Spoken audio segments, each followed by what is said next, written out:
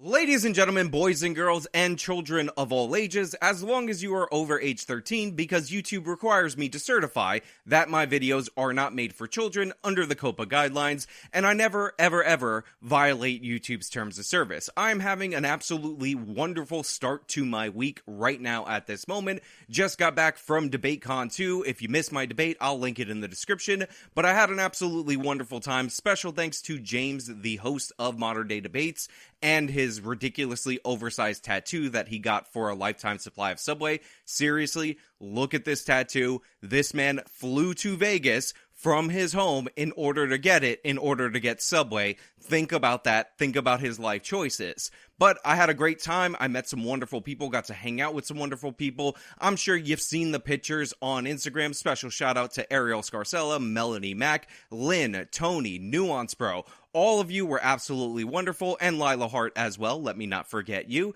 But you can find out all about that on the links in the description, on my Instagram, blah, blah, blah. We don't want to talk about that. We're moving on from that. We need to talk about the fact that it was a great weekend, in some cases, for the country. President Donald Trump was restored on Twitter. Andrew Tate, forget about how you feel about him, was restored on Twitter. Conceptual James, aka James Lindsay, was restored on Twitter. Sargon of Akkad, all of these names have been effectively brought back to life, and we're going to talk about it because there were a lot of naysayers when it came to Elon Musk. A lot of people saying that he didn't fix Twitter within 15 minutes of walking into the office, therefore he's a traitor, and they have been proven wrong. But before we get into all of this, this video is in fact sponsored, so let me toss it to the sponsor. Very excited in today's video. Then we'll bring it back over here and we'll talk about it on the other side. Have you heard of diet resistance? Well, this is a phenomenon that occurs because your metabolism really starts to slow down as you age, specifically when you get over the age of 35. But luckily for you,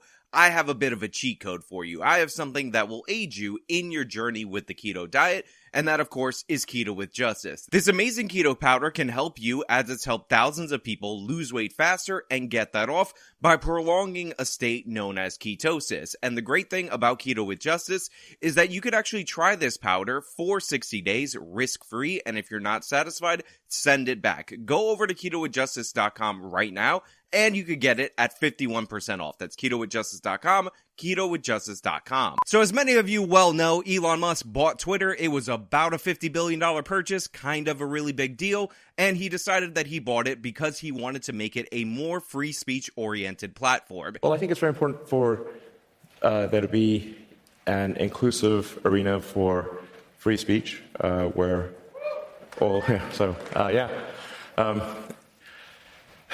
Twitter has become kind of the de facto town square.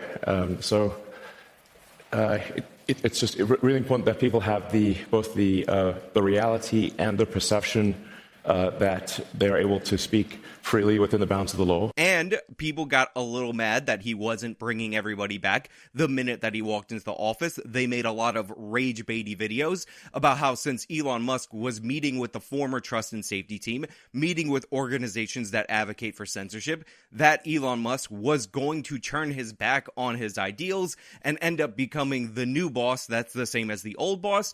And I have not been making videos about this at this time because my position was, if I spent $50 billion on something, I would at least like to see how it works before I start making crazy changes. And Musk didn't take long to start making changes. He fired a huge portion of the staff. He's trying to change the culture over at Twitter. He wants to have a model more similar to WhatsApp before it was sold to Facebook, where they only had about 50 employees, but they're all great at what they did. And little by little, he started inching towards the position where he can actually fix the platform. And one of the more exciting changes that he made to the platform was the launch of Twitter Blue, where you can get verified if you pay $8 a month, which, by the way, since it wasn't Android available and I am not an iPhone user, I actually had to buy through my fiance's phone, and luckily I did because I bought it just hours before he closed the program due to a bunch of left-wing people like Kathy Griffin and Ethan Klein, H3H3 Productions, using that feature in order to impersonate Musk, thus causing him to temporarily shut down the program, along with other unrelated non-political impersonations.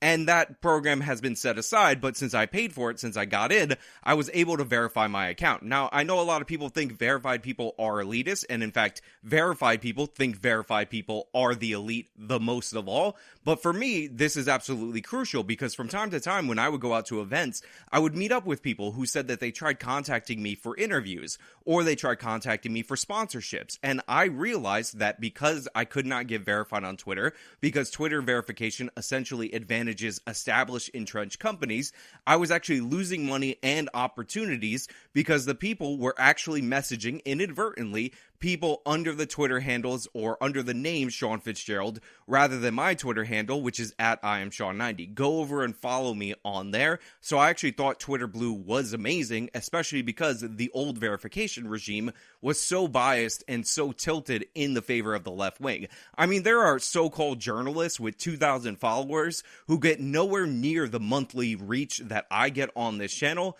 that are verified just because they happen to work at ABC writing articles about how to trim your cat fur, make it into a ball, and use that ball as kindling so that you can burn down your studio apartment because your life is so sad, lonely, and depressing because you are a low-tier journalist over at ABC or CBS. So the Twitter Blue thing was absolutely amazing.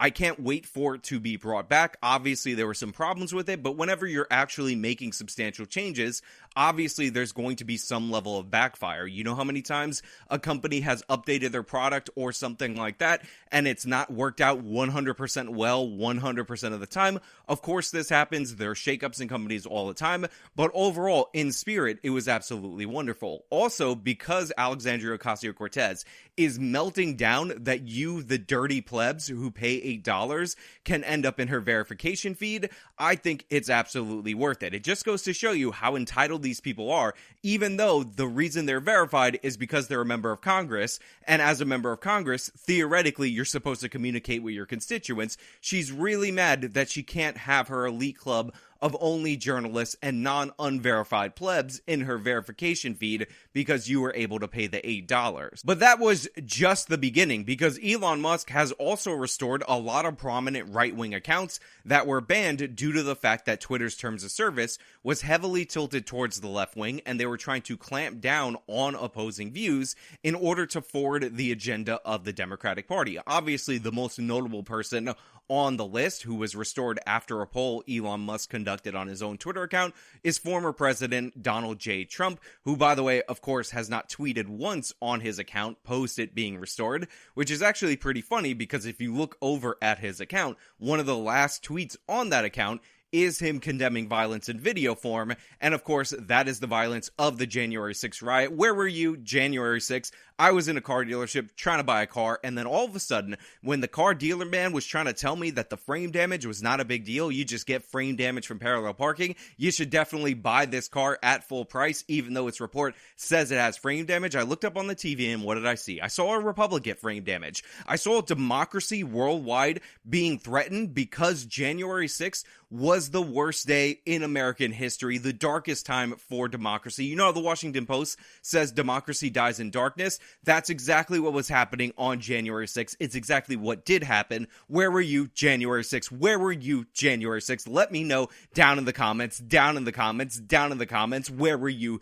Where were you? Now, even though former President Trump hasn't tweeted at all on his account, he hasn't made any moves from Truth Social back over to Twitter, likely due to the fact that he has some kind of contractual obligation not to do so, people have been freaking out. And of course, the Russiagators are back, and a Russiagator seems to believe that the Russian government must have manipulated the poll, which by the way ended up breaking down 52-48 in favor of President Trump being restored, because as we all know, the Russians are hacking every single election, and Russian bots are truly the true problem in the United States of America, because they totally hacked the 2016 election, collusion, whatever, don't worry about it, definitely Russia. This person over on the news 100% stable. Trust him, he's 100% right. Now, it would be one thing if just prominent accounts were being restored, if just notable people at the level of a former president or somebody who rocketed himself up into fame like Andrew Tate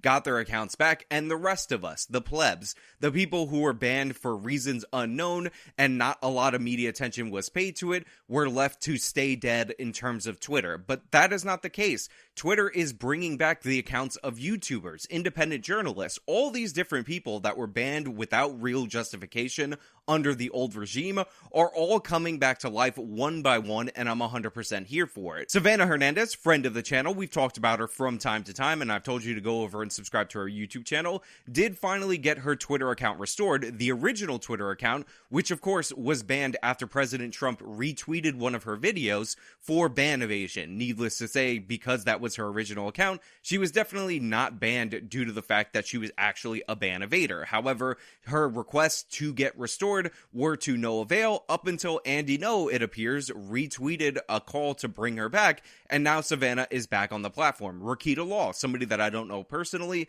but who a lot of you like, who was banned off of YouTube and off of Twitter over some crazy Keffals drama, actually ended up getting his account restored as well. And I believe one of the reasons why he was banned is because Keffals tried to rally people to file formal complaints against him, so harass him in the real world, in order to get his law license taken away, and he decided that he was going to publish on his website the full text, including the names of the people who went out of their way to ruin his life, get his license taken away, and Twitter and YouTube decided all of a sudden that that was doxing, even though this was public information, and they were going to remove him, and he got his YouTube channel back, but now he has officially gotten his Twitter account back. Congratulations to Rakita Law, and many others like Sargon of Akkad. Sargon's been banned since 2016.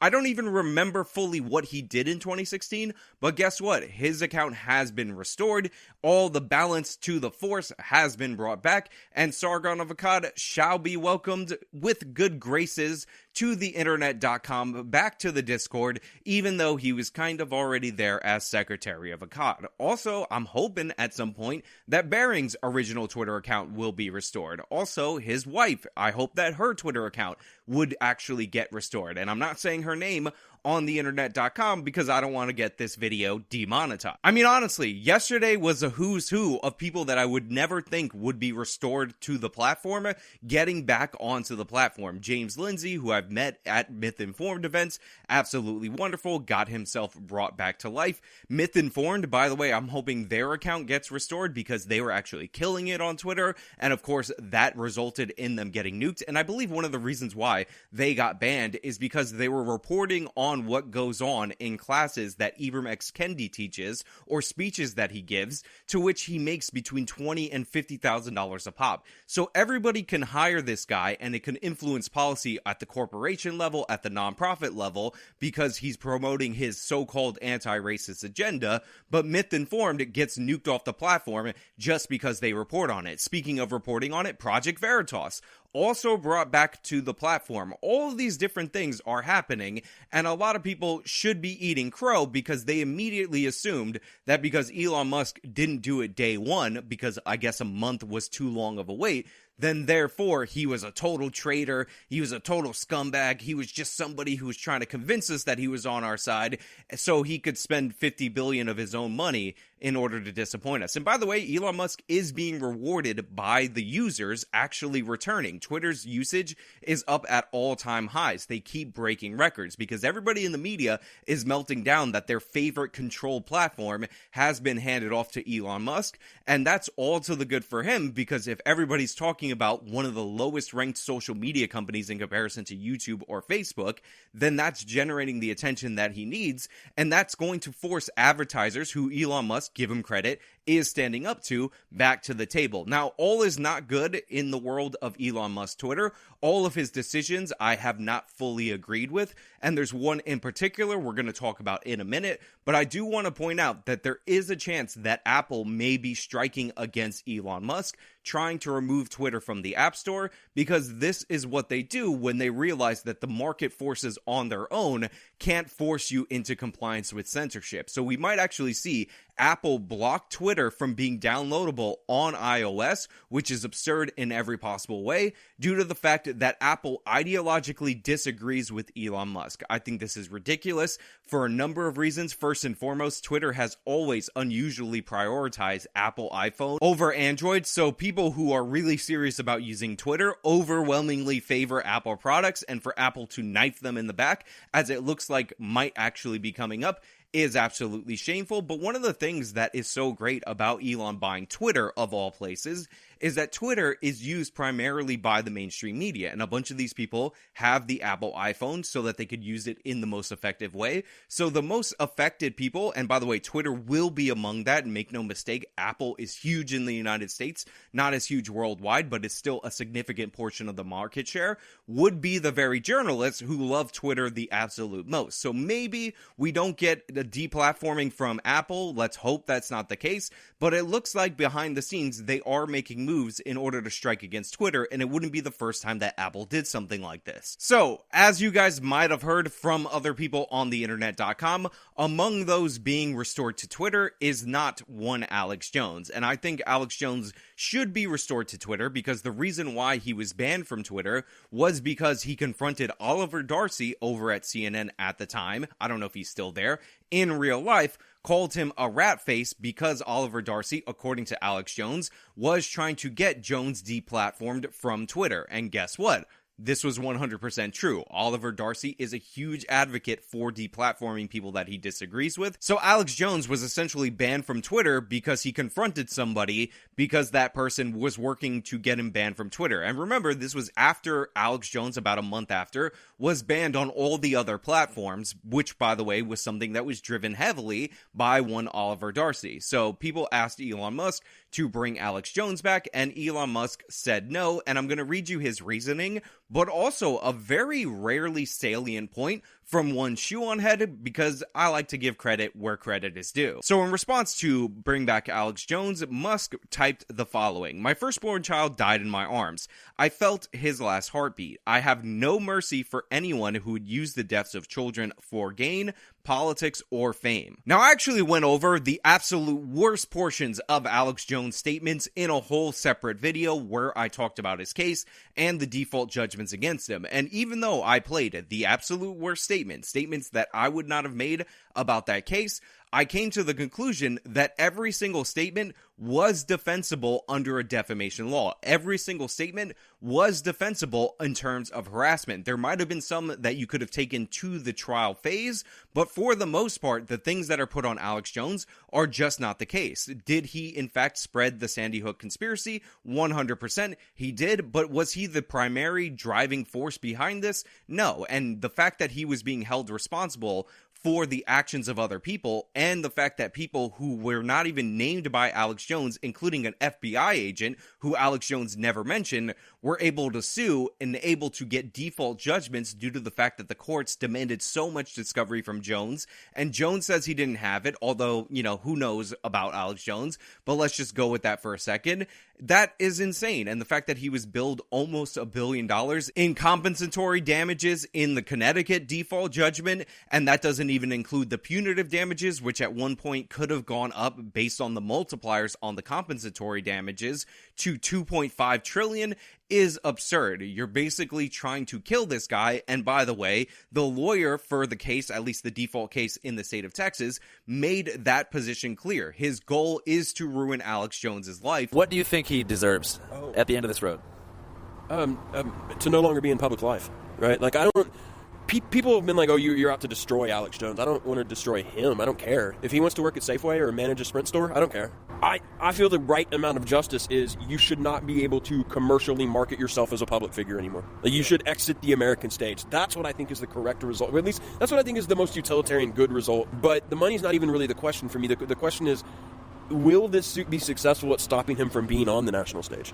And my worry is, like we said in the courthouses, it won't be, because the cameras will still follow him. Like, he can lose all of his money, he gets out there again on the bullhorn, and he starts building it right back up. Now, I don't expect Elon Musk to know all of this. It is not his job to know everything about everyone who's ever been banned on Twitter. And in fact, me, who actually did a video on the specific statements and whether or not I thought they were proceedable, even though I thought they were all defensible in a court of law, didn't know all this information until I got comments from you guys that told me to look into this aspect or that aspect of the case so that I could understand exactly how much Alex Jones was being railroaded, exactly how much his case is different from other cases involving other media outlets. So again, if I didn't know all of this when I made a video about it, I don't expect Elon Musk to know all of this when he was responding to a tweet. However, what I do expect is for somebody who says that they are principally in favor of free speech to give a principled response to the request to bring Alex Jones back. And if you're not going to give a principled response, what I would expect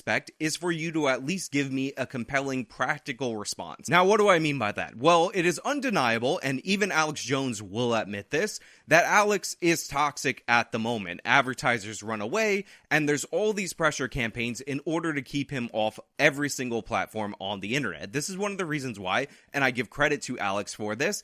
Alex said, don't worry about getting me back on the air. It's important that Elon Musk fixes Twitter overall because that can create an environment in the future and a culture of free speech where maybe he could be brought back later. This is criminal. Even Senator Josh Hawley yesterday brought this up to the head of DHS Mayorkas and said, you're helping run the censorship and you're surveilling the American people and telling big tech who to censor.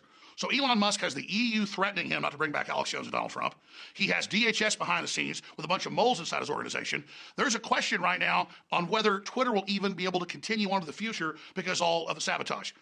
So as I said in the last month with this buildup, I want to see Twitter freed overall first and to see if Musk can even get control of it before we talk about Donald Trump or Alex Jones being brought back. So don't put all your eggs in Elon Musk's basket, but support him trying to free up Twitter, and don't blame Musk at the end of the day because he didn't bring me back. I'm the most controversial figure in the world because I'm the most threatening to the New World Order. So don't expect him to bring me back day one when he has to first get control of the platform before he can even think about that. I think that's totally fine. I think that's a totally fair explanation. And considering that Alex Jones is so toxic that might cause Apple and Google's Android platform to block Twitter from their app stores, I think this is totally reasonable and sensible. And because Twitter still runs on advertising dollars, even though you can deal with a little bit of alienation from the advertisers, bringing Jones back at this early stage could possibly nuke all the advertisers from Twitter, thus cutting off their revenue stream. And in reality, the subscription model is nowhere near where it needs to be in order to support Twitter as the company. I mean, right now, you can't even have new signups for the subscription model, so there's no way that you can create a scenario where it works out for you to bring back Jones if the cost of that is losing all your advertisers. Now, that's not a principled stance. I fully acknowledge that. That's not something I would write home about, but that practical explanation for this moment would be something I would be willing to accept from Elon Musk, especially when we see all the other signs that we've seen from him that he's actually committed to bringing back some of these accounts and making Twitter an overall better place, and more importantly, a distinct place ideologically from the other big tech giants. But his response was just emotional nonsense. His response, and I do feel bad for him, and I am sorry for his loss, is totally insufficient when we're talking about either principles or practicals when it comes to the platform. And Shoe on Head, in a very rare, salient, cogent point, nails him on this. Your story is heartbreaking, but this is literally just confirmation that you're making the rules based on how you personally feel about things. No mercy for, okay, Mr. Merciful Billionaire. God, can you just run a website? Shoot really needs a comma right here. Like, there are war criminals on here. She's 100% right here. There are war criminals, authoritarian governments, human rights violating governments all over Twitter, all over the platform, and they are allowed to go unchallenged. You think that they had some actual impact on the deaths of children? The idea that Alex Jones is somehow worse than all of them makes absolutely no sense at all whatsoever. On top of that, Jones didn't profit off of Sandy Hook. You know who did? The mainstream media that has been using those kids as leverage leverage in order to attack Alex Jones. The parents, by the way, are seeking to get money in compensatory damages, and their lawyers are definitely profiting off of this because they're making these giant cases, getting their names and reputations out there into the public, getting glowing pieces written up about them, and if Alex Jones is forced to pay any percentage of the money, the lawyers typically make about 30% of these settlements or judgments. So yeah, this was 100% a nonsensical explanation, and this is one of those rare instances where I'm 100% in agreement with Shoe on Head. And of course, people on the left are melting down because she made a coherent take on a political issue, and you definitely can't have that among your new group of woke friends. Now, with all that being said, this is great. It's fantastic. It's A+, first class all the way, except for the bad explanation related to Alex Jones. Accounts are being restored. Users are going up. But most importantly, Elon Musk is standing up strong to the advertisers, and there are some signals that advertisers will likely return to the platform because there's more eyeballs and more attention being played to the platform than ever before. And once Elon Musk proves that standing up to the advertisers is a viable model, that actually is him winning in the most important way. Because what a lot of people don't realize is that these social media companies like YouTube, Facebook, all of them use the idea that advertisers will be pulled out to make the case that is within their fiduciary responsibility to bend the knee to all of these woke organizations and censor whoever they want censored. But the thing is, if Musk proves that that's not the case, that advertisers will go where the eyeballs go, then all of a sudden you have to have pause because of that fiduciary responsibility if you try to do the same thing as a publicly traded corporation. Because then people can challenge your intent in not dealing with the advertisers in the way that Musk and Twitter did, and you end up in a situation where it looks like you're putting ideology above your fiduciary responsibility to be profitable, and that will actually produce the changes that we want to see across other social media platforms. This is the number one reason why they fear him. It's not just that he bought the journalist's favorite platform, although that definitely plays into it.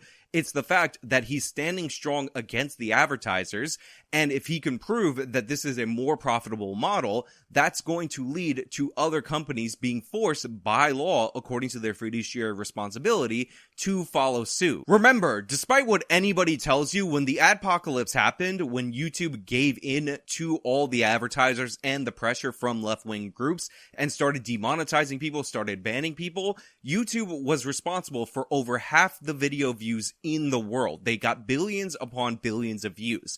There was no way that those companies who were advertising on YouTube were going to want to not advertise on YouTube long term. YouTube could have taken a stand for creators, but they didn't. They sold out a bunch of creators, they changed their rules, and that created a pattern where the advertisers can create a reaction, or woke groups can create a reaction, get YouTube scared, and get them to clamp down each and every time. They never had to do any of this. If they would have stood up, if they would have stood with their creators, YouTube would be thriving still, even if the advertisers had to pull out for a little bit. They didn't need to concede. They had all the leverage in that situation because this is prime real estate for advertising, and if somebody's going to pull out, guess what? Those slots open up for other people. And the same is true for Facebook, the same is true for Instagram, which is owned by Facebook, which is owned by Meta now, which is a ridiculous name, and all the other companies down the line. But again, those are just my thoughts. Let me know your thoughts down in the comments below. If you like this video, show them by leaving a like, subscribe for more content, follow me on all my social media, support me via the support links in the description. This has been me talking about Elon Musk, bringing people back to life on Twitter. Till next time.